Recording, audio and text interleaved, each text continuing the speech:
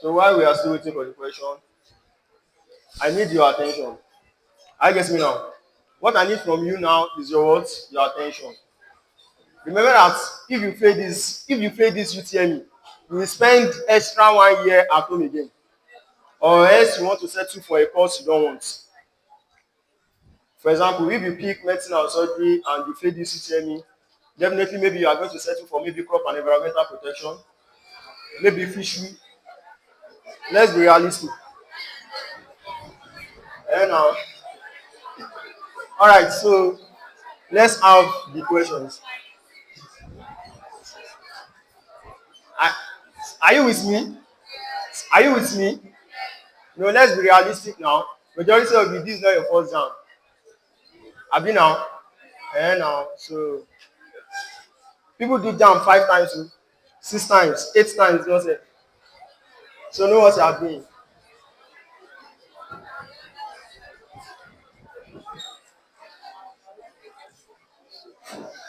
All right. So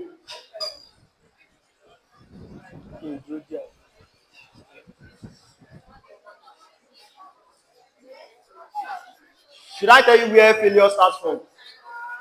When someone is teaching you and you are doing another thing, that's where it starts from.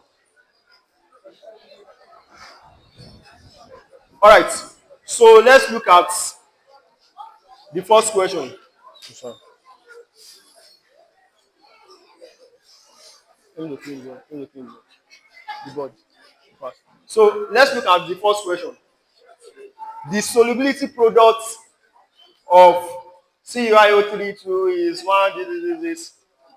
Assuming that neither ions react appreciably with water to form H plus and OH minus, what is the solubility of this salt? The first thing is that you must first understand solubility product. What is solubility product? You know that solubility product is actually an equilibrium reaction between an ionic solid or ionic solute and is what? And its constituent ions. For example, the ionic solute here is what? CuiO3, blah blah blah. That's what? Ionic solute. Are you getting me now? Hello, are you with me? Are you with me? Ah, listen attentively. Can you see the projector? Very good. So now, you have 1.08 times 10 to the power minus 7 as your solubility product. Just count down, you are going to understand this. Now, remember that that particular compound you have on the screen,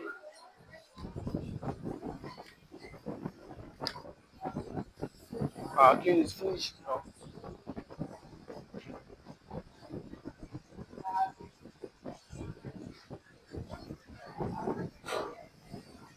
So, meaning that, hello, this is our solute, yes or yes? Hello, this is our solute, yes or yes? From the question, can you see the screen? So this is the solute, meaning that if the solute is going to undergo dissociation, it's going to undergo dissociation to give Cu2 plus 2 moles of IO3, 2 minus. It's just a normal dissociation as if you have, let's take for an instance, let me bring it down to a lower level. Let's say you have something like H2SO4. If H2SO4 is undergoing dissociation, you are going to have what and what? You are going to have 2H plus SO4 2 minus. Yes or yes? Exactly what is happening here. Just like if HNO3 is going to undergo dissociation, you are going to have H plus what? NO3 minus.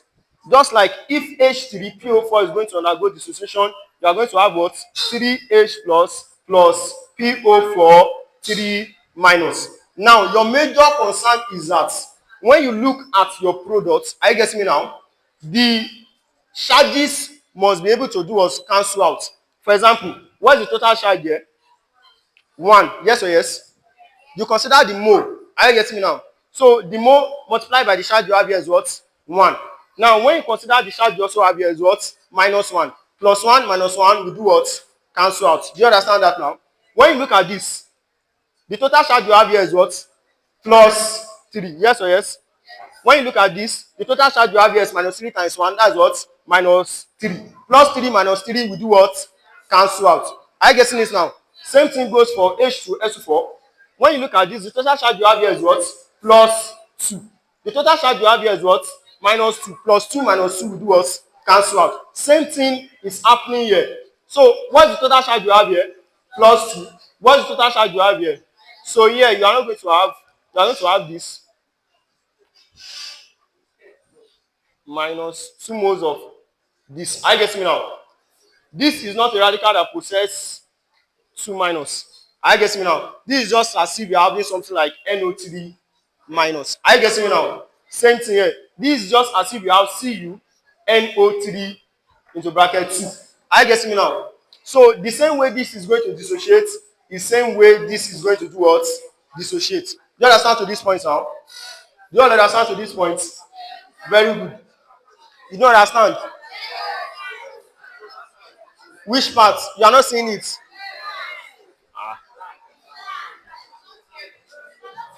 You cannot see my writing.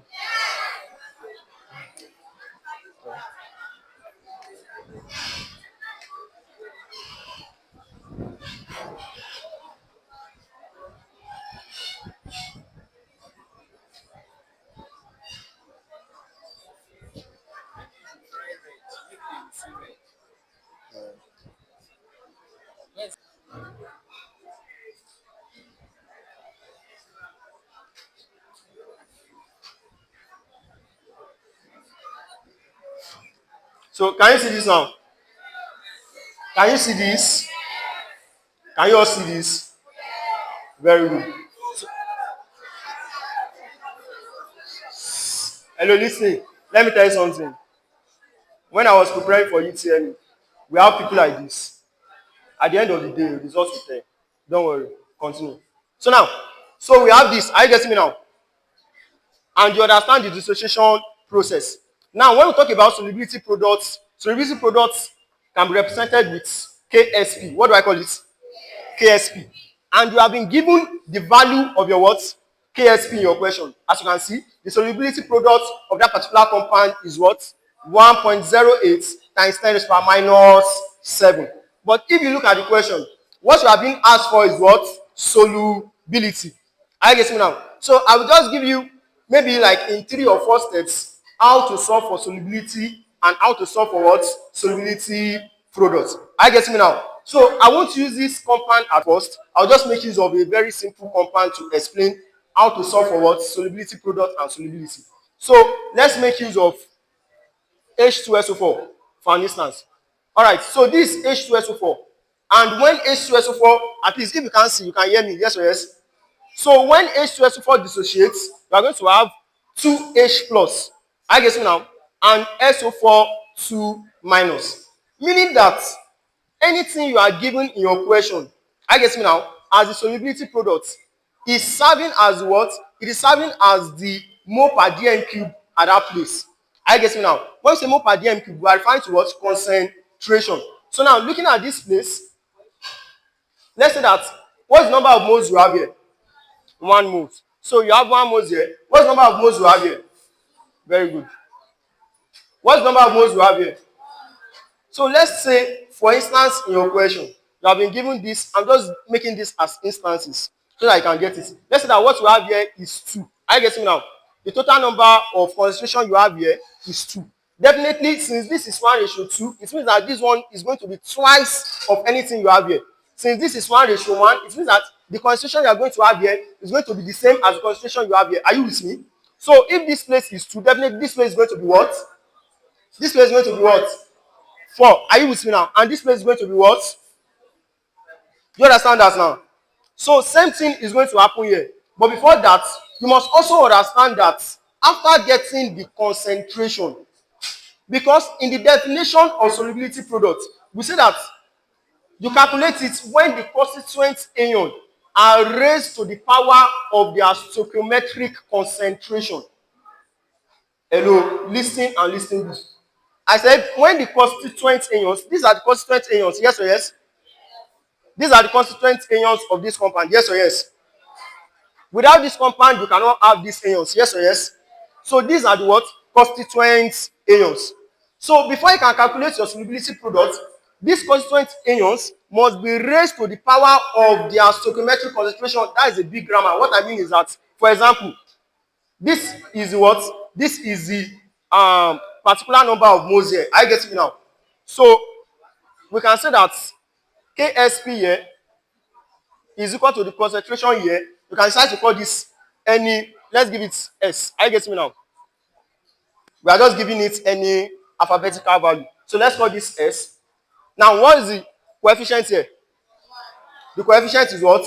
1. So there's no need, is raised to power of what? 1. Raised to power of 1 is still what? Is still that particular thing. Are they raised to power 1 is still what? Are they? So this particular S raised to power 1 is still what? Concentration of S. So now, multiply by this particular concentration. Are you getting me now?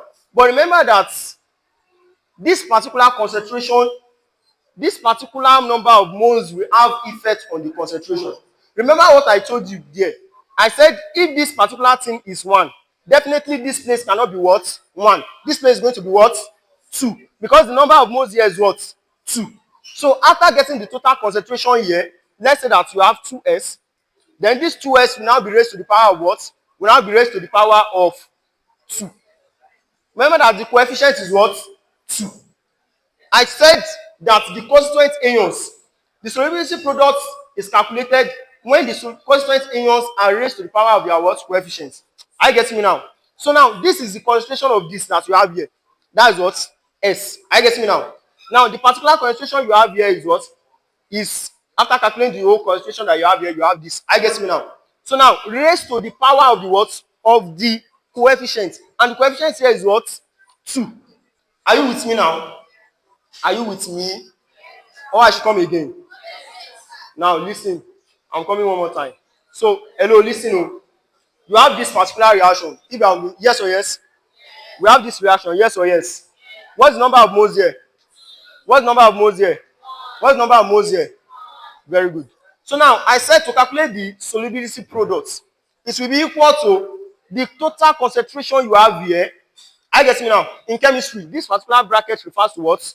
Concentration. So the total concentration you have here, and we don't know what this, you don't know the concentration that is there. Yes or yes? Is it giving your question? No. The only thing that is giving your question is what? Solubility product. I get me now. So since you don't know the concentration for the constituent ions, you can just represent it with what? With S. Are you with me now? Are you with me? You can try to represent it with Y. Anyone you think of. Me, I'm just making my preferred alphabet here is what? Is S. S for what? Solomon. Are you getting me now? So you have this. That is the total concentration you have here.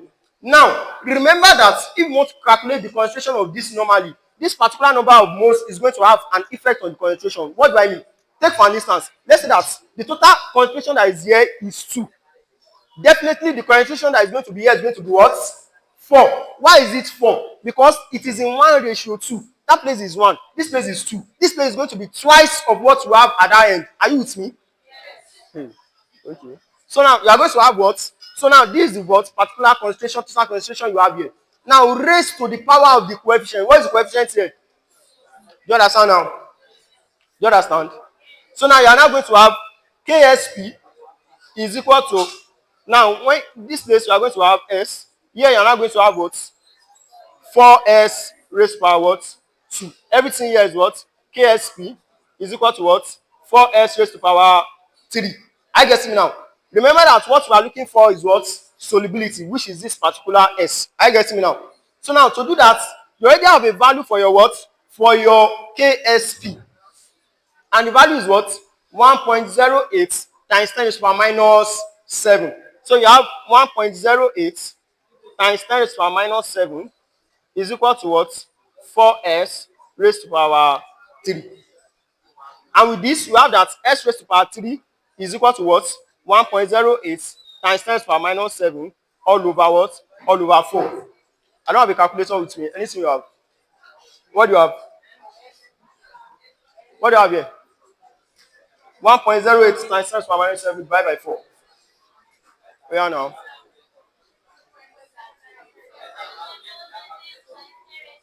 Someone should give me a calculator, please. Yeah, now. ASAP, ASAP.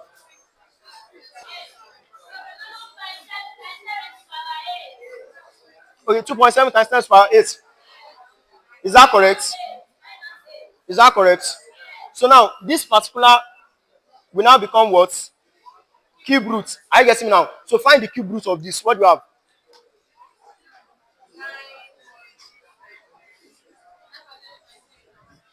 9.0 times 10 to the power minus what?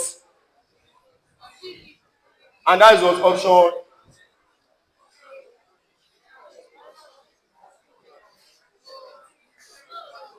Hello, what do you have? Do it very well now. Anything you have. What? Without calculator. How do you want to do it without calculator? They will give you a question that you can use calculator for. All these years, when they were still using paper and pen. I guess we know. So do you understand that now? Do you understand this? You don't understand the question.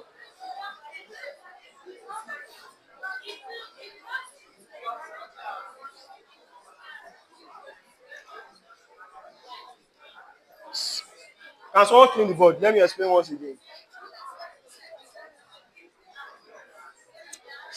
Hello, listen. Hello, hello.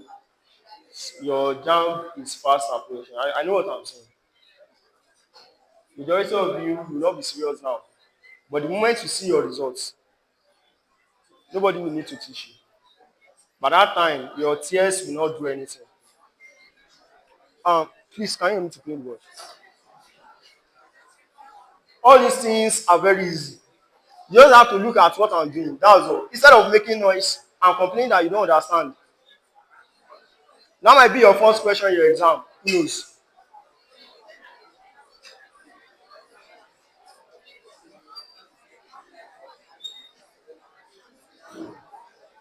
Majority of you want to study medicine and surgery. Don't worry. In my own school, during our time, they only gave, out of thousands that applied, they gave just 54 admissions to study medicine. Out of thousands that applied, just 54, 54. I was part, was part. So don't think that it's something that is, you just play with your jam, then you score 250, and then you're expecting medicine with 250. It's not possible.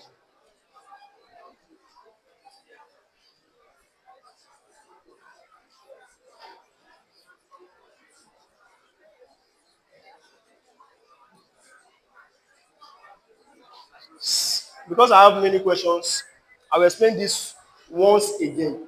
If not get it, hello,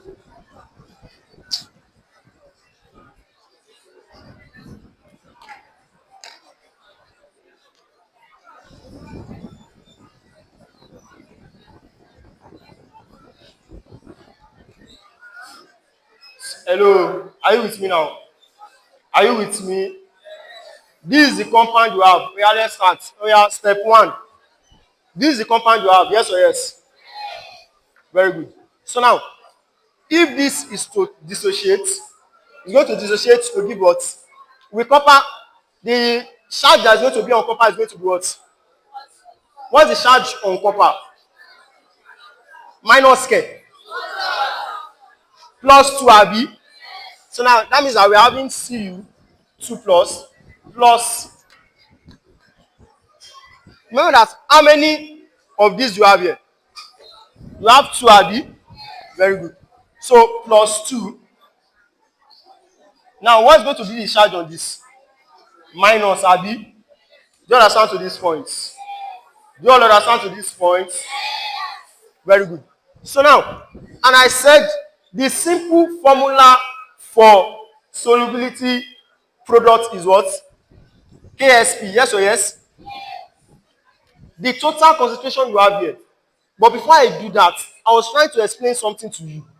And if you miss this now, don't tell me to come back.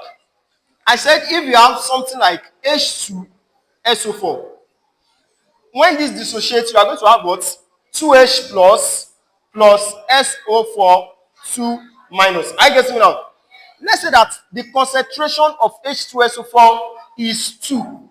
let's leave that aside first. What's the ratio of everything? 1, because the mole here is what? 1. The mole here is what? The mole here is what? Meaning that anything that is here, this place is going to be what? Twice. Why this place is going to be the same thing with what is what? Here. So if the concentration of H2SO4 is 2, the concentration of hydrogen ion here is going to be what? And the concentration of SO4 2 minus is going to be what? So now, to calculate KSP for this, you're not going to say that the concentration, the total concentration that is here. I get me now. What's the total concentration here now? What's the total concentration here? 4B. Oh yeah, you see it. So it's 4B. Now, 4 raised to the what? To the number of coefficients. What is the coefficient of hydrogen here? Multiplied by, what is the total concentration here? Raised to the power of the coefficient here. What is coefficient? Exactly what is happening here. So this is going to become 16 times what? And that is your what? KSP. Same thing is going to happen here. So now, these solubility products, the concentration here is unknown. Do you have any concentration? No. I get me now. You don't have the concentration for this. You don't have the concentration for this. I get me now. The only thing you have for this is what? Solubility products. You don't have the concentration. As when you have the concentration, you know that the concentration that is here is going to be the concentration that is here. And for this place, it's just going to be 2 times the concentration that is here. But you don't have any concentration here. The only thing you have is what? Solubility products. So meaning that to get the concentration that is here, let's call it what? X. Since we don't do what? We don't have the what? Concentration. Are you with me now? So now, meaning that we can call the concentration that is here to be what? S. Are you getting me now?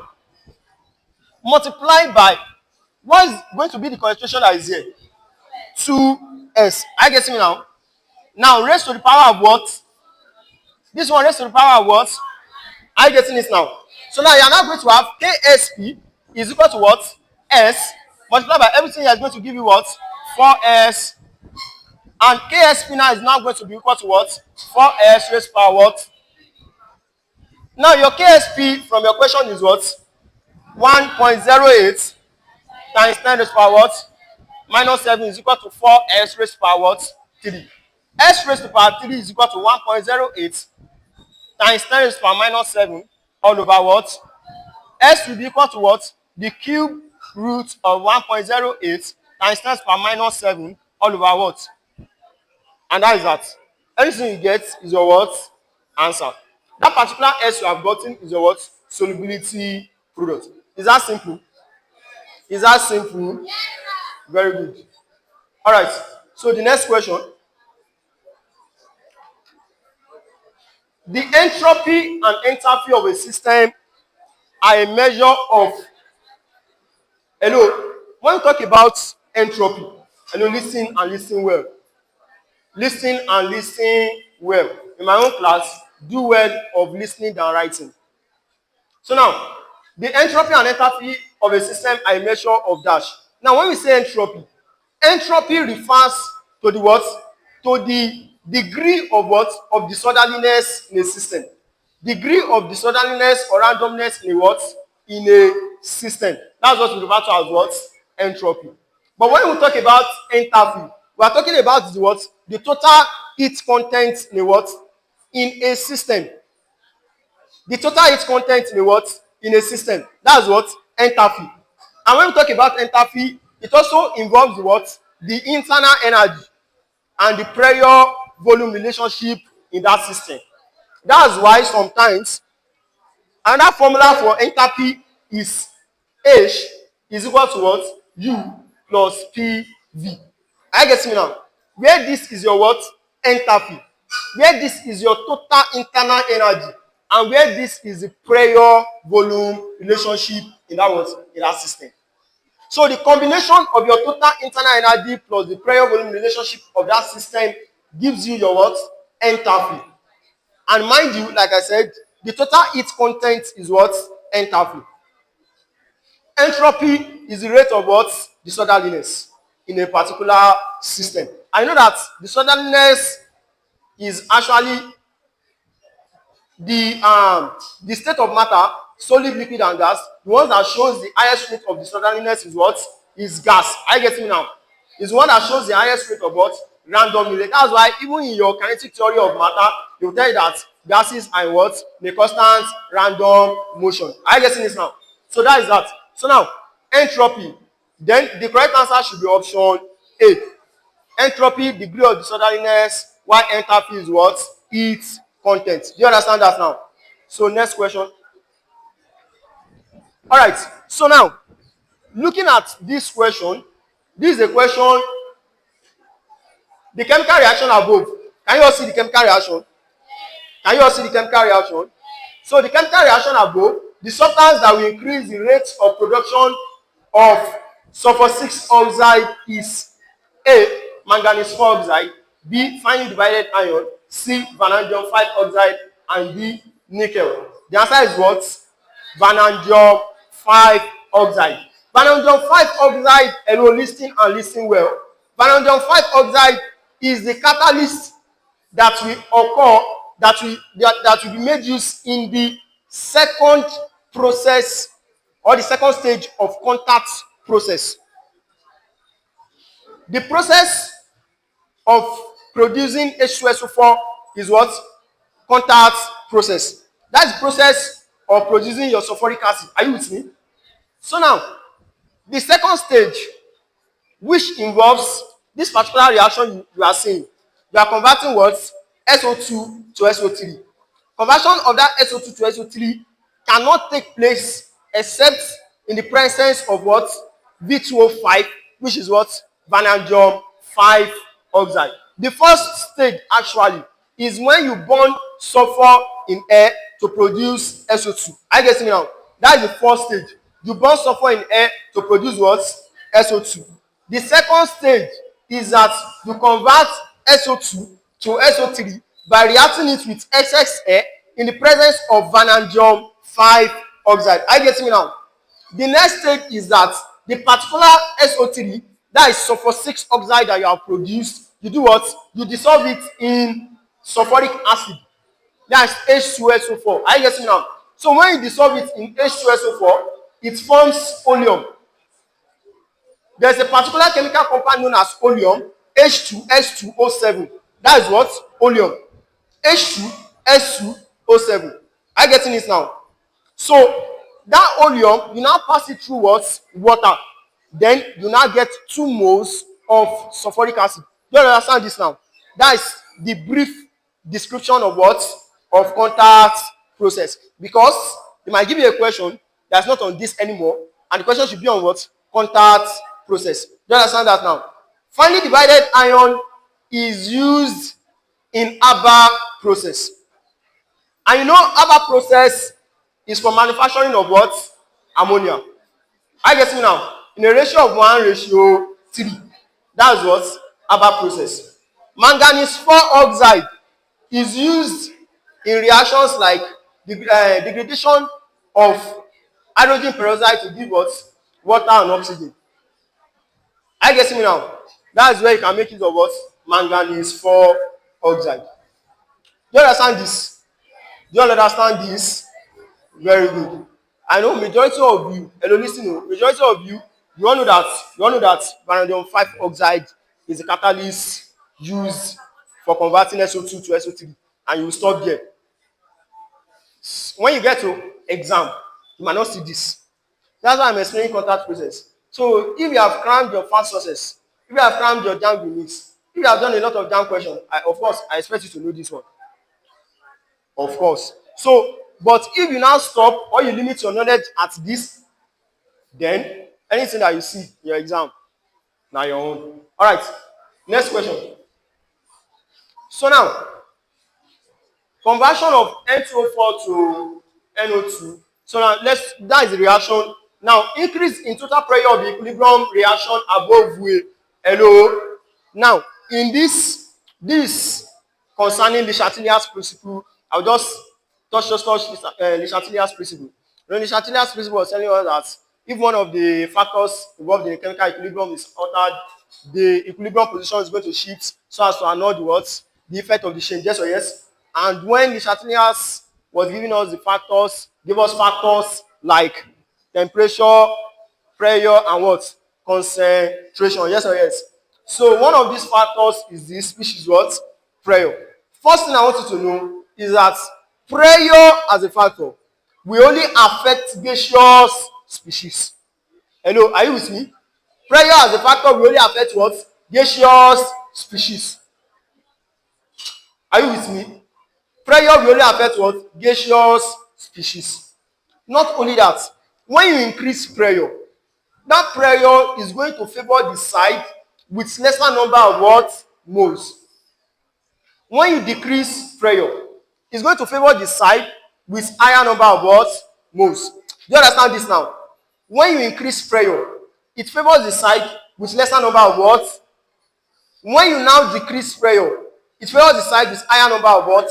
Moles. Not only that, a very important thing that you need to note again is that when you are considering a gaseous species reaction, when you check the product side and you check the reactant side, and you notice that both gaseous species, they have equal number of moles, then you should note that pressure is going to have no effect.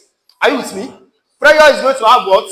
No effect. So now, considering the equation or the reaction above, you see that at the product side, first thing you consider is that what is their species? Both of them are what? Gaseous species. When you look at the product side, you see that the number of moles you have at the product side is what? 2. The number of moles you have at the reactant side is what? 1. And they said increase in total pressure. Definitely increase in pressure before the side with lesser number of moles, which is what? Reactant side. So what I expect is that there will be production of what? Produce more of, that's option D. I get me now. So at that particular side, pressure is going to favor that side. There will be increase in production of whatsoever substance you have at that what? At that side. There will be increase in production. In case you don't see it like this, they might tell you that, okay, it favors what? Backward reaction. I get me now. Favors backward reaction. Are you with me? Are you with me? So the correct answer here is option what? D. Next question. All right. What quantity of electricity will liberate 0.125 mole of oxygen molecules during the electrolysis of dilute sodium chloride solution? Now, hello, listen. If you are not very, very careful,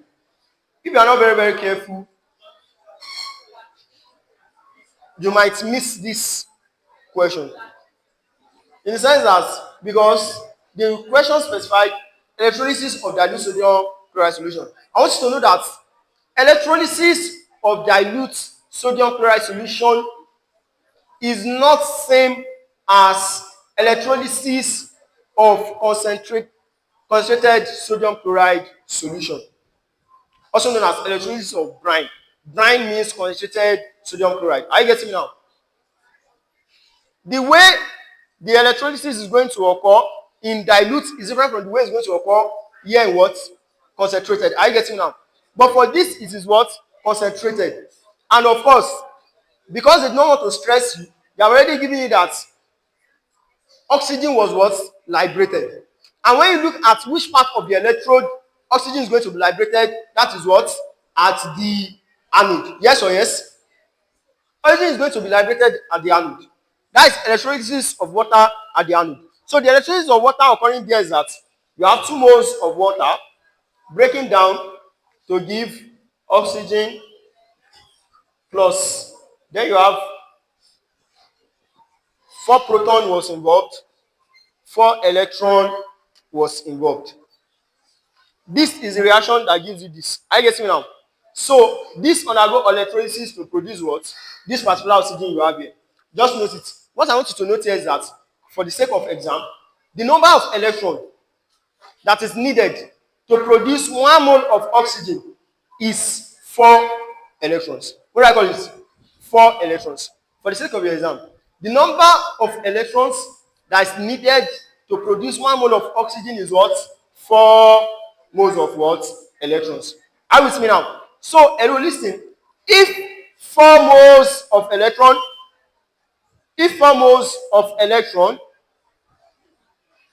don't tell me you are not seeing the board. Not as much as you can hear me. and you can at least raise my hand. You should know what I'm saying. So 4 moles of electron was able to produce what? 1 mole of what? Oxygen. Yes or yes? Then they said 0.125 mole of oxygen was liberated. Then we should check the number of electrons that will be needed to liberate 0.125 moles of oxygen. Yes or yes? If 5 naira can buy 1 marker, then, and you're telling me that you bought 2 marker, then how much did you spend to actually get that 2 marker? How much? 10 naira. Exactly what is happening here. If 4 moles of electron can make us to liberate 1 mole of oxygen, then you are telling us that you were able to liberate 0.125 mole of oxygen. Then what is the number of electrons that you use to do what? To liberate that 0.125 mole of what? Oxygen. So just normal primary school trade and barter. So you are going to have what? 0.125 mole here is equal to what? X. Yes or yes? Then X is going to be what? 0.125 times 4. 0.125 times 4 will give you what? Oh yeah, now 0.5. So now, meaning that 0.5 moles of electron are needed to liberate 0.125 mole of what? Oxygen. But your question is asking for what? What quantity of electricity? There's a very, very simple formula is that quantity of electricity is equal to NF. Yes or yes? Where N is the what? The number of charge or number of electrons. Are you getting me now? Times Faraday, 1 Faraday. Are you getting me now? And 1 Faraday is a constant there. 96500. So now you're going to have this. Q is going to be equal to. Now, what's the number of electron? 2. Yes or yes? Multiplied by what you have here. What do you have? Okay, 0.5. Sorry. So 0.5 times 96500. What do you have? That's just going to be what? Half. Are you getting me now? You don't need to stress yourself. That's going to be half of this. Are you getting me now? And that's what? 48,200 and what? 50. You understand that now? It's as simple as that. Next question. Hello, all these things are just intuition. Because when you get inside your exam, you don't need to like. Alright. The gas that will form a white precipitate with acidified silver triazonitrate 5 is, well, we all know that silver triazonitrate 5 is what? AgNO3. Yes or yes? NH3 is not going to form a white precipitate with AgNO3. SO2. Listen to, so that in your exam, you not go and pick SO2. SO2 can actually form a white precipitate, but it is not directly. Before SO2 can form a white precipitate, it must be under a particular condition, such as when you add water. So when you have, for example, when you have AgNO3 plus SO2 plus H2O, then you can have a sulfite. That sulfite is what? Is white precipitate. But that is reacting what? Is not direct. Are you getting me now? But for option C, CO2. CO2 can never react with AgNO3. So it can never produce a what? Precipitate. I guess now the reaction is what? Is not feasible. Once a reaction is not feasible in chemistry, it means that the reaction cannot occur. Are you with me now? Very good. So now, but of course, when you look at the last option, which is hydrochloric acid. Now you see that this hydrogen chloride gas actually. So now you see that HCl plus AgNO3, when it react together, we are going to produce what? AgCl plus what? HNO3. If you have read your chemistry very well, you should know that AgCl is a what? White precipitate. I guess you now. Most times AgCl is identified with this what? With this particular. This is actually a test for AgCl. I guess you now. So it produces a what? A white precipitate. So when AgNO3 reacts with HCl, there is the presence of what? White precipitate. The white precipitate is what? AgCl. Do you understand this now? Do you all understand this? Very good. So when you see this type of equation, among all these gases, it is HCl that will form a what? A white precipitate when it reacts with what? Acidified AgNO3. Next question. Do you understand? Don't worry. When you see chemistry inside your exam, it's actually within 5 or 10 minutes you'll be done. And God is very simple. All right. So now 2-methyl-prop 1-ene is an isomer of 2-methyl-prop 1-ene is an isomer of. Let me give you a very easy way of getting an answer to this without just stressing yourself around because it's organic chemistry. Majority of you, when you say that it's organic chemistry, you just leave it and skip to the next. You press next. Well, organic chemistry question you see in your exam are the simplest. I get me now. So now, 2-methyl-prop 1-ene is an isomer of. The very easy hint you can do to this is that just get the molecular mass, or you can actually get the molecular mass, or you can get the molecular formula. I get you now. So the molecular formula for 2-methyl-prop 1-ene is what?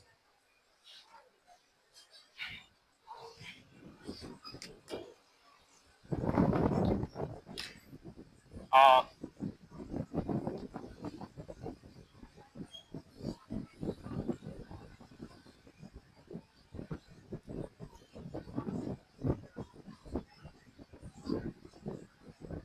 Hello, I'm going to make use of this side. I'm going to make use of this side. So just look at this please. Now we said prop 1-ene. Definitely it is a what? Is an alkane, yes or yes? I know that alkane, they are characterized with a what? With a double bond. So, and from the organic compound, they said prop 1-ene, definitely the double bond is at the what? Is at the first carbon. Are you getting me now? So if we're having 3 carbon, because they said prop, yes or yes? Prop means how many carbon? 3 carbon. So if you're having 3 carbon, prop, you can say that if you start your counting from this side, you can call this what? Prop 1-ene. Depending on where you want to start your counting from. If you want to start your counting from this side, there's no problem. I guess you now. So now let's say this is prop 1-ene already. So they now said 2-methyl-prop 1-ene. Meaning that the methyl is attached to the what? To the second carbon atom. So here we are going to have H, H. Here we are going to have H. Here we are going to have H, H, and here we are going to have what? CH3. Hello, are you with me now? Are you with me? This is already prop 1-ene. 2-methyl, meaning that if you start numbering your carbon, you have first carbon, second carbon, third carbon. Are you getting me now? So this is the second carbon, and the methyl group is attached to the second carbon. That's why it is what? 2-methyl. And everything here is what? Prop 1-ene. So that is 2-methyl-prop 1-ene. So what do? Count the total number of carbon here. The total number of carbon you have here is what? Is 4. So you have C4. Then the total number of hydrogen you have with 1, 2, 3, 4. Now 1, 2, 3. 3 plus 3 is what? 6 plus 1, 8, 9. C4, H9. You understand this? It is balanced.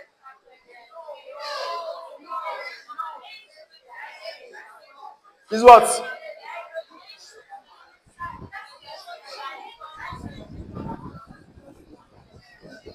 Yeah. Thank you. That's right.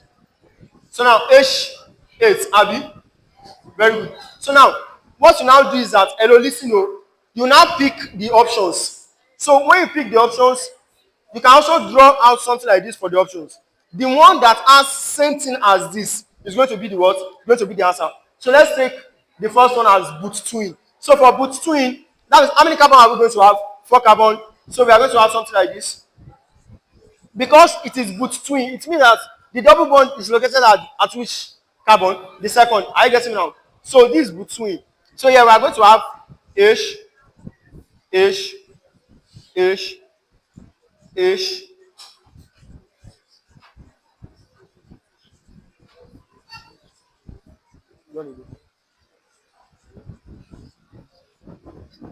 H, H, H, H.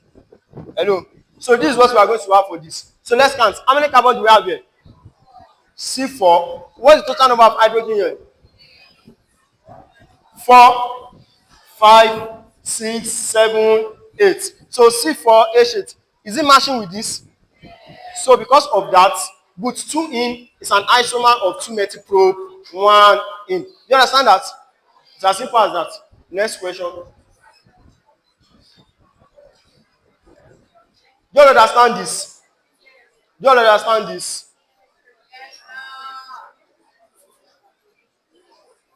Thank you.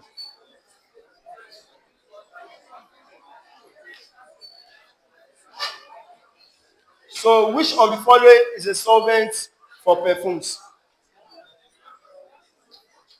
Which of the following is a solvent for perfumes?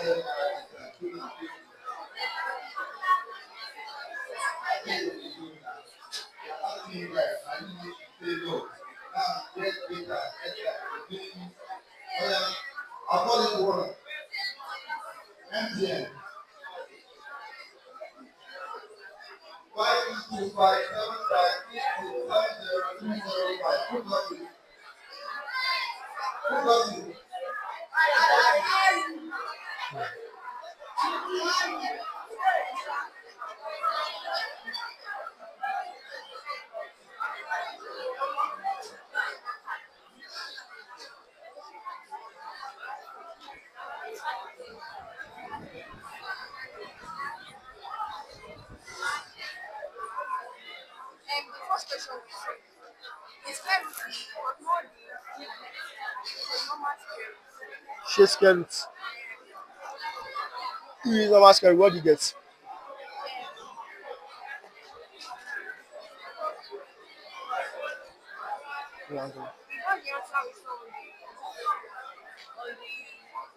Screen. It's not there, abi? You want to use cube root for? Okay, when you use square root for this one, what do you get?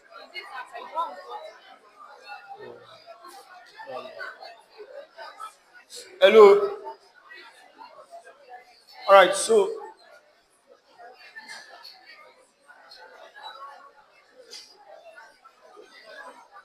for this question, which of the following is a solvent for perfumes? Which of the following is a solvent for perfumes? Hello, listen, oh, listen. Anything that is going to be any organic compound that must be a solvent for perfume must be a solvent that can dissolve oil fragrance, one. Number two, without mixing with the oil fragrance. I get it now. So must just be able to dissolve it, but it won't mix with it. I get me now. That is a solvent that you can use for what? For perfume. Number one, no, option A is C5H12. C5H12, of course, this is what? This is pentane. Yes or yes? And pentane cannot be a solvent for perfume because even though pentane is actually a solvent, but because pentane is highly volatile. I guess me now. Pentane is what? Highly volatile. So because of its volatility, and also it causes irritation to the skin. So that's why you cannot make use of what? Of pentane. Are you with me now? Now, option B is C4H6. You know what C4H6 is now? That's butadiene. So butadiene cannot be used as a solvent for what? Perfume. Option C, that is what? This is what? Ethanoic acid. Ethanoic acid cannot be used as a solvent for perfume because it is what? Acidic. Are you getting me now? Even though it is a weak acid, it can still what? Irritate the skin. Are you getting now? So because of that, you cannot make use of ethanoic as what? As a solvent for perfume. What we make use as solvent for perfume is what? Is ethanol. Are you getting me now? The answer is what? Ethanol. Ethanol is used as a solvent for perfume. Do you understand that now?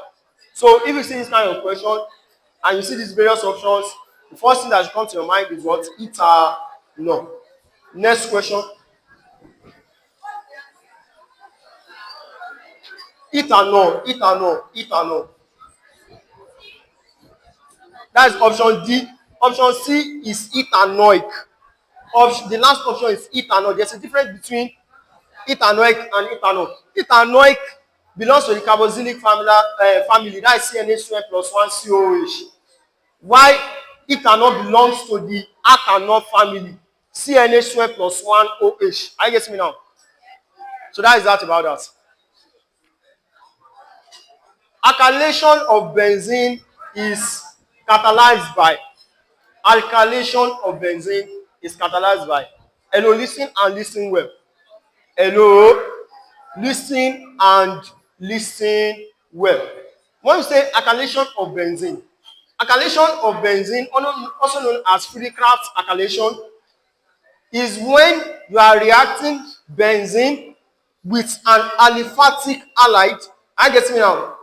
So the product involved, when you say alkylation of benzene, this is what we mean. You're adding an alkyl. I get me now. You're adding an alkyl to what? To benzene.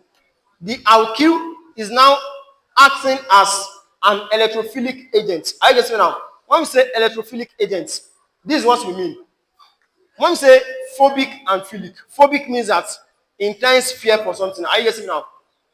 Are you getting me now? Like you have phobia for something. The opposite of phobia is what? Philic. So when you say electrophilic, it means that electron what? Electron loving.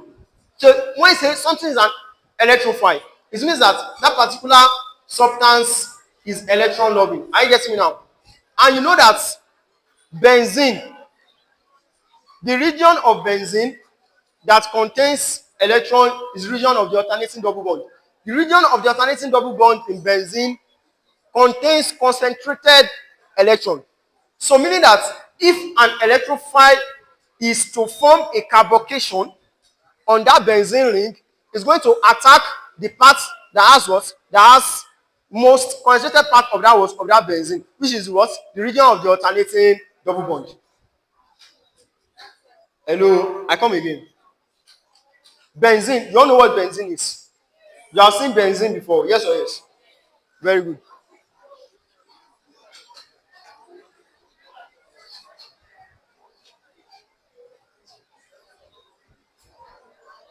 Hello, this benzene, yes or yes? C6H6. Hello. Now, the region of this alternating double bond, they are the guys, all these parts that you're seeing, double bond, double bond, double bond, those are the parts that you have concentrated what? Electron. Are you with me?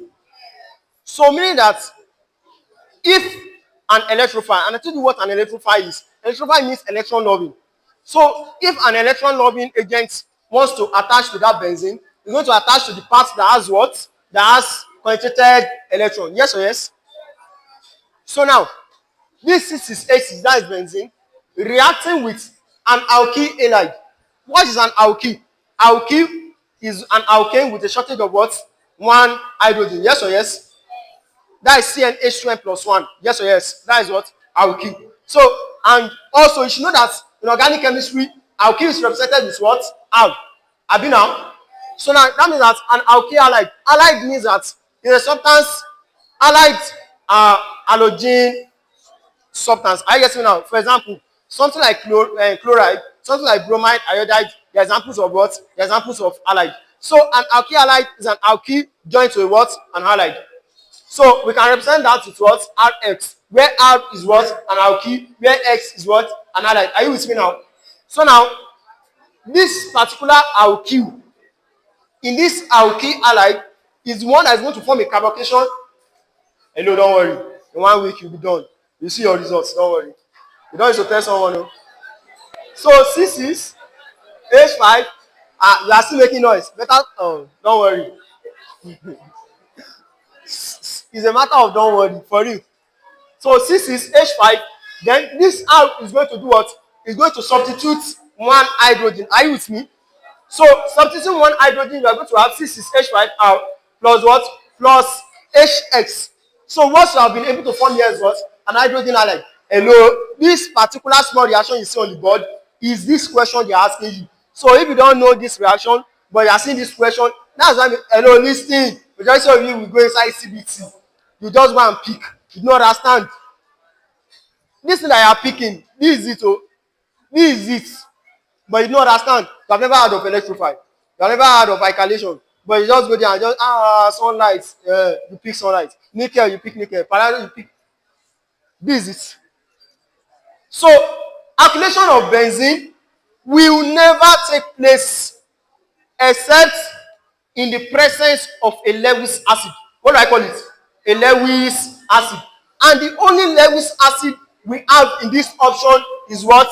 Aluminium chloride. Are you with me? Alkylation of benzene will take place only in the presence of what? Lewis acid. And the only Lewis acid we have in this option is what?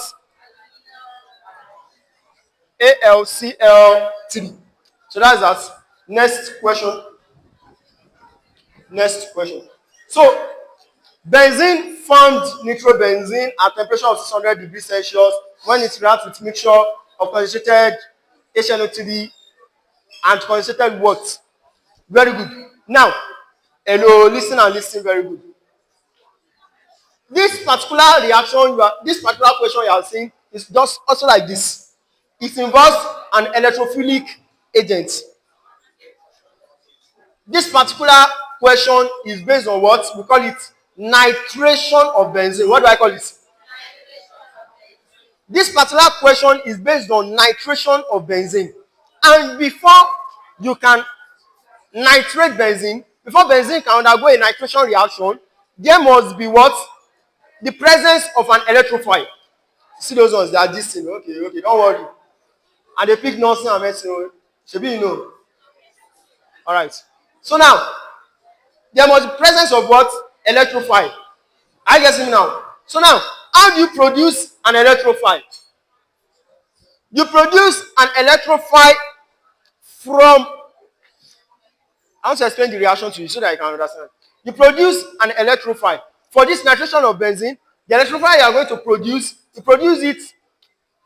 That is the basis of this question. The electrophile is produced when that particular HNO3 reacts with concentrated. The answer is option C. Because without option C, you can never get an electrophile that will make the benzene to undergo nitration. How do you get the electrophile? Remember that you have HNO3 plus, and I said it's occur in presence of what? H2SO4. Now, this particular H2SO4 is actually serving two purposes. One, is serving as a catalyst. Two, as a dehydrating agent. Dehydrating agent in the sense that, meaning that at the end of the reaction, there's going to be what? Removal of what? Water. Are you getting me now? But I want you to know that whether you like it or not, this particular reaction you are seeing on the board is an acid-base neutralization reaction. You'll be like, why and how is it an acid-base neutralization reaction? Where is the base? There's no base here. Yes or yes? Is there any base here? No. What you have here is what? Is acid and acid. Yes or yes? But because you're having a weak acid in the presence of a strong acid, the weak acid is going to act as a what? Base. Are you listening to me now? So meaning that instead of HNO3 to react as an acid, it's going to react as a base. What do I mean? What I mean is that instead of HNO3 to dissociate into H plus and NO3 minus, it's not going to do that. If it is dissociating like this, it means that it's dissociating as a what? As an acid, because there's liberation of what? H plus. So because of that, it's not going to dissociate like this. It's going to dissociate in this format.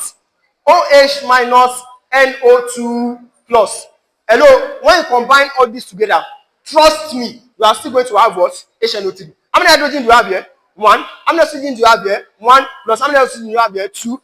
Together is how many oxygen? HNO3. When you have H, how many H do you have here? 1. How many oxygen do you have here? 3. How many N do you have here? Everything HNO3. But this is going in what? Acidic, and this is coming in what? Basic. Are you with me now? Are you with me? Very good. So now, hello, you now see that when HNO3 reacts in this basic form, there's formation of NO2 plus. Yes or yes? That NO2 plus is what? Is the electrophile. So when you now produce this electrophile will now react with what? With benzene. So you have this benzene here, the electrophile will now come here and form what? NO2 plus. Remember I told you, electrophile, they will go to the where? To where you are, the region of what? Electron concentrated. Are you getting me now? So it comes to the region of electron concentrated and form a what? We call it a carbocation. What do I call it? A carbocation. You understand that now? So that is why the answer for this thing is option what? C. That's C. Hello, this is how to pass down. It's not those people that pick it. They know the reason why they are doing what they are picking it. I hope now you guys are seeing difference. All right. Can we move on?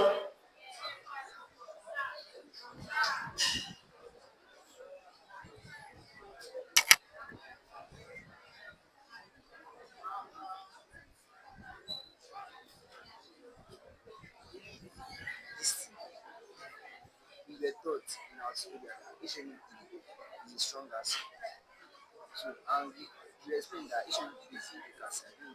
I didn't say Hello, listen. Oh, I didn't say so. He said in his school they were taught that HNO3 is a strong acid, but I said it's a weak acid. I didn't say it's a weak acid. In the presence of H2SO4, HNO3 is weaker compared to what? H2SO4. Are you getting my point? That's why at the end of this reaction, I didn't finalize this reaction for you. What we are going to have at the end of this reaction is HSO4 minus plus H2O plus NO2 plus. That's what we are going to have at the end of this what? Reaction. That's what's happening here. So HNO3 is weaker compared to H2SO4 here. Are you getting me now? It's not as if it's a weak acid. It meets a what? A stronger acid. Are you getting me now? And it does what? It bound to the what? To the stronger acid. That's exactly what is occurring here. So that is that. Next question. So I will try to be fast now. The general molecular formula CnH2n-2 represents that of course, the answer is what? Alkyne. So let's look at that's alkyne. Alkyne is the one you have on the what? On the screen. CnH2n-2 is for what? Alkyne. The simplest family of alkyne is what? Ethyne. I get me now. Very good. So for alkene, the simplest the molecular formula, general molecular formula for alkene is what? CnH2n. And I must tell you that because it can come as a question for you. CnH2n is what? Alkene. Alkene. Hello, listen and listen very good. For your own benefit. Why the noise? Why the noise? You have scored 340 already, have you?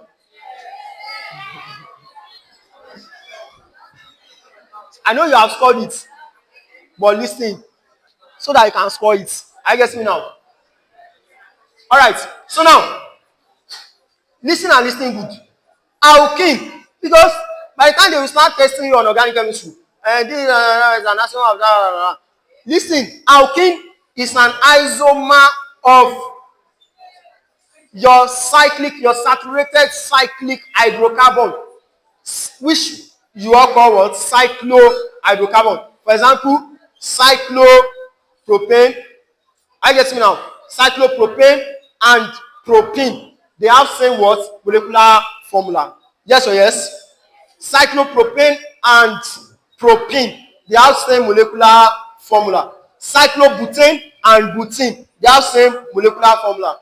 Cyclopentane and pentane, they have same molecular formula. Cyclo blah blah blah blah blah blah blah. Also, note that the simplest cyclohydrocarbon you can ever have, or the simplest saturated cyclohydrocarbon you can ever have, is cyclopropane. The simplest saturated cyclohydrocarbon you can ever have is cyclopropane. What is cyclopropane? This is cyclopropane. For those that don't know, this is cyclopropane.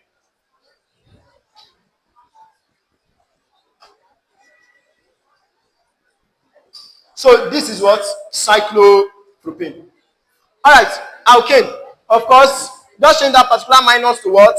Plus. Then you have what? Alkane. Alkana.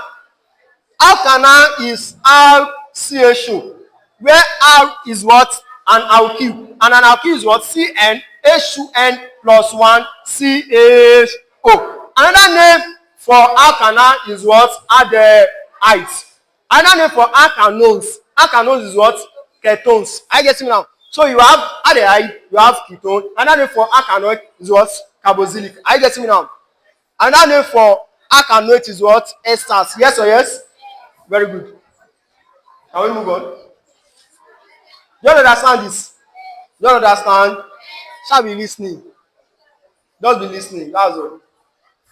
After breathing in a test tube that contains acidified potassium dichromate K2Cr2O7, a man noticed the change in the color of potassium dichromate K2Cr2O7 from orange to green. This suggests the presence of, the answer is, hello, without wasting much time, the only organic compound, hello, the only organic compound that can actually break down K2Cr2O7, I get it now, and break it down and change the color from orange to green is what? Is alkanol. I get it now. Alcohol. We call it breathalyzer. I get it now. Policemen make use of breathalyzer. So when they want to catch all these drivers that drink before embarking on a journey. So when they meet them on the road, what they do is that they put what to their nose, breathalyzer. So they tell them to do what? To breathe. So when they check that, when the color of the breathalyzer changes from orange to green, definitely the driver has taken what? Alcohol. I get it now. And remember that alcohol belongs to the family of what? Alkanol. Do you understand that now? Actually, that particular green is because the particular chromium ion has been reduced to what? Cr3 plus. What do I call this? Cr3 plus. That is that. Next question. A radioactive element of mass 1 gram has half-life of 2 minutes. What fraction of the substance would have disintegrated after 10 minutes? You will be seeing a lot of this kind of questions playing in your exam. Now, hello, how you go about this kind of question is that listening and listening good. I'm going to give you 4 formulas. The 4 formulas, once you can master it, then you can use to solve most of these questions that comes inside your exam. Number 1 is that you calculate the number of, you are going to have n is equal to t all over this. So now, hello, listen. Let me explain this for the first formula. The first formula is a ratio. Hello, the first formula is a ratio of time. It's a ratio of what? Time. So the small letter t is representing the what? The total time taken. Why this particular t that you have at the denominator is representing the what? Half-life. I get it now. So when you look at this question, I'll be solving this question with this formula. So we are going to have n is equal to what? 10 all over 2. Yes or yes? The total time is 10. The half-life has been given as what? 2. I get me now. So now 10 divided by 2 is going to give us what? 5. The next formula is r is equal to 2 raised per n. Hello, you have gotten n now. Yes or yes? Hello, have you gotten n? So now r is going to be 2 raised per n. That is equal to 2 raised per what? And that is equal to what? Have you gotten 32? Very good. The next formula is for fraction remaining. So The next two formulas I'll be giving you is one, fraction remaining, two, fraction that have disintegrated or fraction that have decayed.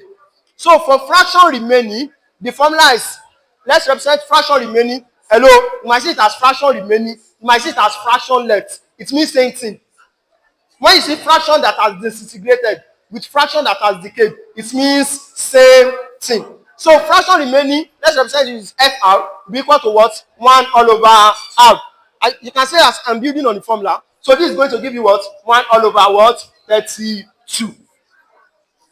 When you look at this, what fraction of the substance would have, so let's say fraction of remaining is fraction that has disintegrated. I get it now. Fraction that has decayed is different. Fraction that has decayed will be 1 minus 1 all over R. 1 minus this formula that you have here. Are you getting me now? That will be fraction that has what? That has decayed. That will be kind of what? 31 all over 32. But that's not what they're asking for. They're asking for fraction remaining. Fraction remaining is now what? 1 all over 32. Do you understand that? 1 all over R. And that is the answer. Option D. Can we move on to the next question? N is equal to T all over half-life. That particular T at the numerator is what? Total time taken. That particular T at the denominator is the half-life. I get this now. When you get N, you use that N to get R. R is equal to 2 raised per N. I get this now. You get R. Fraction that is disintegrated, also known as fraction that is remaining, also known as fraction that is left, is equal to 1 all over that R that you have gotten. Do you understand that? Very good. A type of isomerism that this particular compound will exhibit is option A, chain isomerism. No, this particular compound cannot undergo, well, see, listen, because it is exam, OBJ, and you need to be very, very smart and fast. The first thing that should come to your mind, anytime you see an organic compound that is an alkene having just 2 carbon. Hello? The first isomerism that should come to your mind is geometric isomerism. Hello? Are you getting me now? Is what? Geometric isomerism. And geometric isomerism is a type of what? Positional isomerism. Why do I say it's a type of positional isomerism? The reason why geometric isomerism is a type of positional isomerism is that because geometric isomerism is divided into 2. Yes or yes? You have cis and what? And trans. Before you can say that something is cis, before you can say that something is trans, you have to talk about the what? The position. Are you with me now? If it is on same side, that is position. Then it is what? Cis. If it's on different side, then it is what? Trans. Are you getting this now? That is why this particular thing you are seeing here, because number 1 is an alkane, number 2 is just 2 carbon that is what? That is fixed. What do I mean? Meaning that if I'm to draw this structure, I'm going to have carbon, double bond, carbon, then I can have what? I can have my hydrogen here, I can have my hydrogen here, I can have Cl, I can have what? Cl. Now as you can see, it is on what? Same side. This is what? Cis. And the name of this carbon, this compound is what? 1,2-dichloroethene. Yes or yes? How many carbon do you have? That is 8. What is the, which type of bond is present? Double bond. That is 18. Now, the position of Cl and Cl, that's what? 1,2-dichloroethene. I get me now? Very good. So, meaning that you can have cis 1,2-dichloroethene, you can have trans 1,2-dichloroethene. Do you understand that now? It's as simple as that. Can we move on? Alright, wait. The answer, of course, is positional now. Hello, functional group isomerism. A very good example of functional group isomerism is a type of isomerism that occurs between propana and propanone. I get you now. That is a very wonderful example. The type of isomerism that occurs between propana and propanone is functional group isomerism. They have same molecular formula, but they are what? The functional group is what? Is different. I get you now. One is an alkanal, one is what? An alkanone. Do you understand that now? Very good. Optical isomerism. When we talk about optical isomerism, optical isomerism will occur in compound that has what? A chiral carbon atom. What do I call this? A chiral carbon atom. I did not say a chiral. Hello, listen. No. I said a chiral carbon atom. What is a chiral carbon atom? A chiral carbon atom is a carbon atom that is surrounded by 4 different groups. Example is what? Lactic acid. Example is what? Lactic acid. Now, this is lactic acid. This is the central carbon attached to COH, attached to CH3, attached to H, attached to what? OH. Now, these are what? 4 different groups. This hydrogen group, this hydroxyl group, this carboxylic group, this is what? Methyl group. This is lactic acid, and lactic acid, because of this, is what? Chiral. I guess now. Where's the chiral carbon atom? And because of that, it is optic. When we say optic, optical in the sense that it can rotate a plane polarized light. I guess now. It can rotate a plane polarized light either to the left or to the right. When it's to the right, we call it dextro-rotatory. When it's to the left, we call it what? Lago-rotatory. I guess this now. That is what? Optical isomerism. Next question. Which of the following is used in forming slag in the blast furnace for the extraction of iron? You don't need to waste your time. The answer is option C. You make use. Hello, listen. 3 raw materials are involved. 3 raw materials are involved in the extraction of iron in the blast furnace. 3 raw materials are involved in the extraction of iron in the what? Blast furnace. Number 1 is what? Is coke. What do I call it? I know coke is what? Carbon. Yes or yes? That is number 1. Number 2 is what? Is CaCO3, which is what? Limestone. And the third one is what? Hematite. Hematite is an ore of what? Of iron. Fe2O3. Are you with me now? Very good. So 3 raw materials are involved. Number 1, hematite. Number 2, coke. Number 3 is what? Calcium carbonate or what? Limestone. What is the basic function of calcium carbonate? Calcium carbonate does not have any function. The only function it has is that it will break down. When it breaks down, it's going to produce what? Calcium oxide, which is what? Quicklime. I guess you now. So that quicklime is now going to react with what? With silica. What do I call it? What is silica? Silica is SiO2. What do I call it? Now, this particular silica is the impurity in what? In the blast furnace. So this particular calcium oxide will react with that silica to form what? To form slag. Slag is CaSiO3. I guess me now. That is what? Slag. Are you with me now? Are you with me? Are you with me? Very good. So before I move on, listen. The blast furnace. These are the processes involved. I told you that you have a coke. Yes or yes? That coke becomes oxidized to give what? CO2. What do I call it? It becomes oxidized to give what?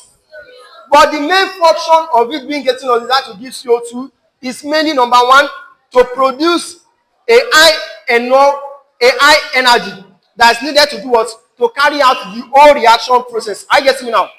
That is the main reason. So after that, that particular CO2 that is being produced will further react with what? With coke. I get me now.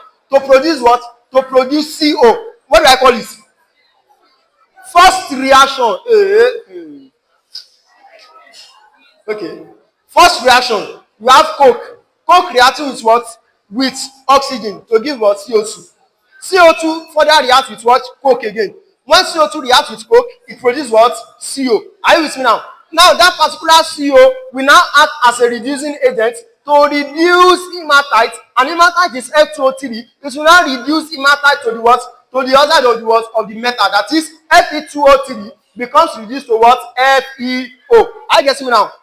That is that. Hello. And then other things you can discuss is what? The iron that has been extracted finally. Hello, listen. Listen and listen very well.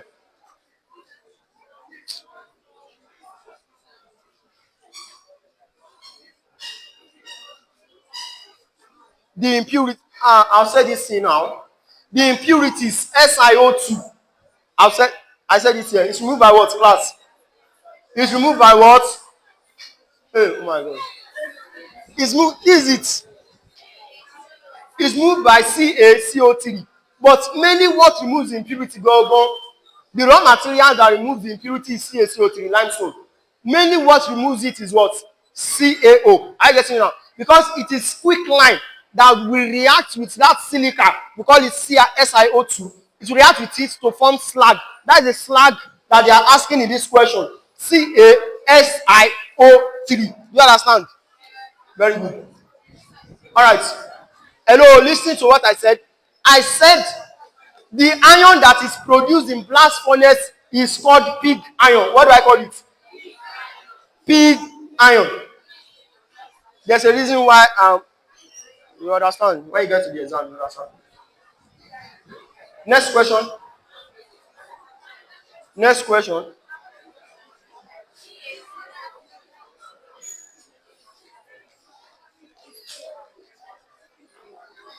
Because of our time, electrolysis. So, very good. If a salt weighs 2 grams and upon exposure to the atmosphere weighs 1.5 grams, this is as a result of, very good. Hello, listen, when talking about salt, we have 3 properties. We can talk about efflorescence, deliquescence, and what? And hygroscopy. Now, when we talk about efflorescence means that when you have an hydrated salt, and that particular hydrated salt is exposed to what? To moisture, exposed to the atmosphere, it loses its what? Its water of what? Crystallization. Meaning that its weight is going to do what? Decrease. Yes or yes? Very good.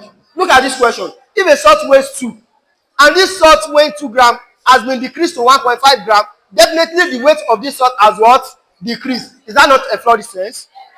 That's efflorescence. Now, what is deliquescence? Deliquescence and hygroscopy, they are almost same thing. The only difference is that in deliquescence, it's going to absorb water. Both of them are absorbing water when exposed to the atmosphere. Are you with me? So both of them, their weight is doing what? Is increasing. But in deliquescence, it's going to absorb water to the extent that it gets dissolved by the water it has absorbed. Are you with me now?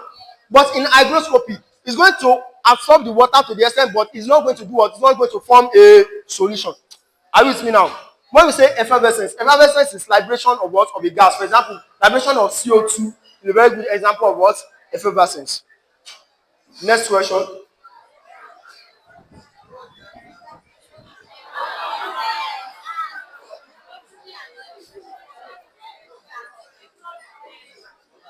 He wants to do exam. The compound of copper used as a fungicide is, hello, there's no time to waste time. The answer is option C, copper sulfate.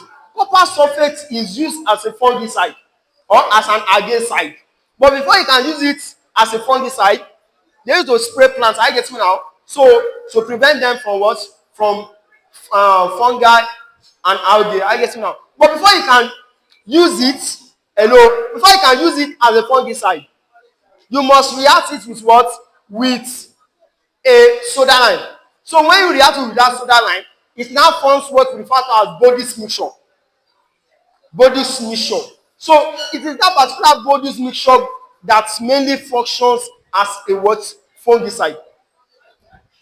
BORDAEUX. Bode's mixture. That is the reaction between CuSO4 and soda lime. It forms Bode's mixture, which is used as a fungicide.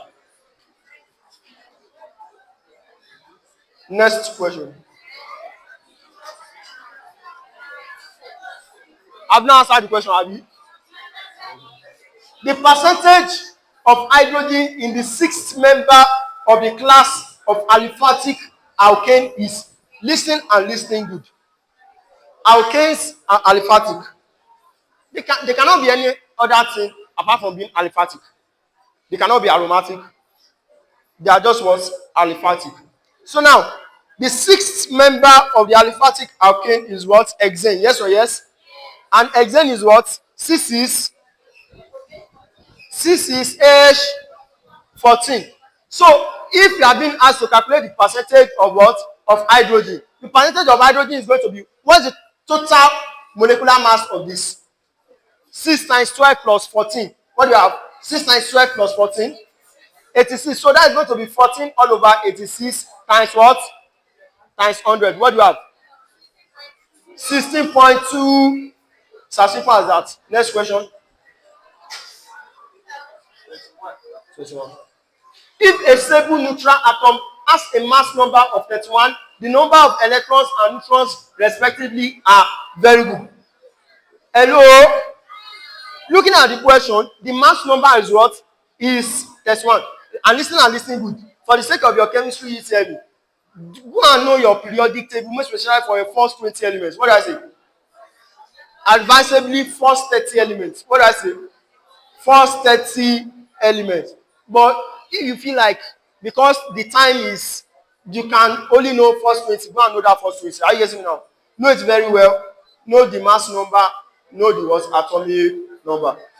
If a stable neutral atom has a mass number of 31, the number of electrons and neutrons respectively are yes, because it's having a mass number of 31. The only element among your first 20 elements that has a mass number of 31 is what?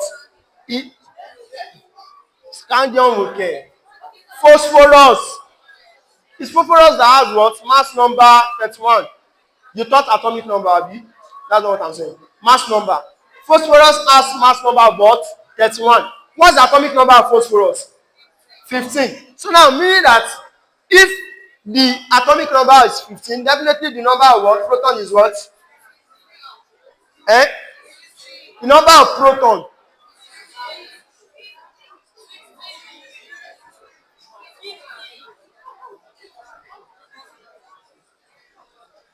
Mass number is equal to proton plus neutron. For a stable neutral atom, the number of the atomic number is the number of what? Proton, and is still the number of what? Electron. For a stable neutral atom, the atomic number is still the proton number, is still the what? Electron number. So the only thing you need to get here is the what? The neutron number. Neutron number will now be equal to what? Mass number minus proton number. What is mass number? 31. What is proton number? 15. Abi now, 31 minus 15 is what? 16. Definitely the answer is going to be what? 16 and 15. And that is option what? D. Option A, 15 and what? 16. Next question.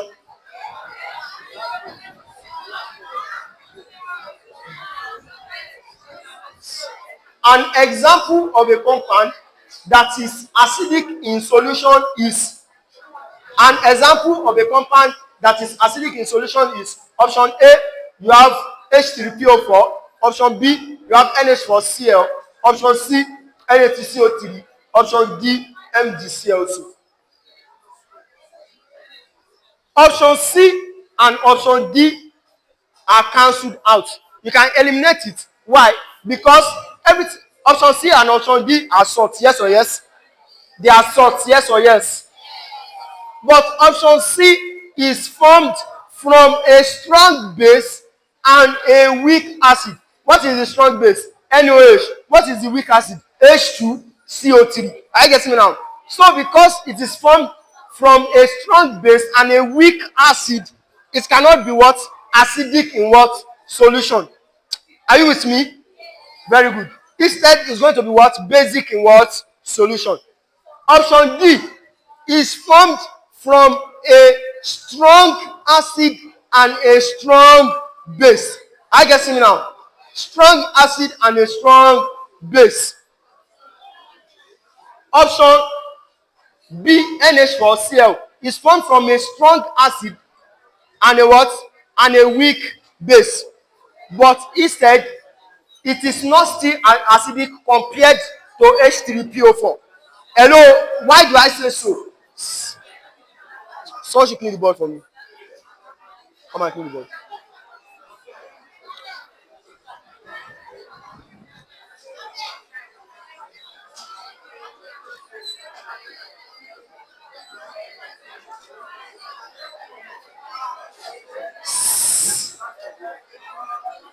Hello. Listen and listen. This is our last question. So just listen. Calm down.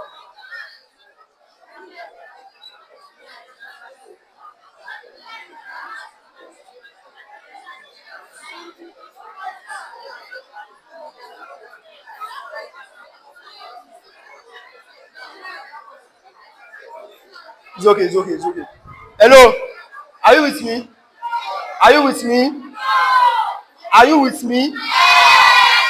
Don't worry, if you are not with me, you will be with your CBT. So H3PO4, hello, listen and listen good. H3PO4 will dissociate, releasing a proton. When I say a proton means what? Hydrogen ion. So you are going to have H plus H2PO4 minus. Are you getting me now? You can see it is what? Acidic in solution. Again, H2PO4 minus can decide to go on to produce what? H plus what? HPO4 2 minus. Are you getting me now? This particular HPO4 2 minus can decide again to give H plus what? Plus PO4 3 minus. So with this, it comes to give us a conclusion and an evidence that H3PO4 is acidic in solution. Thank you very much.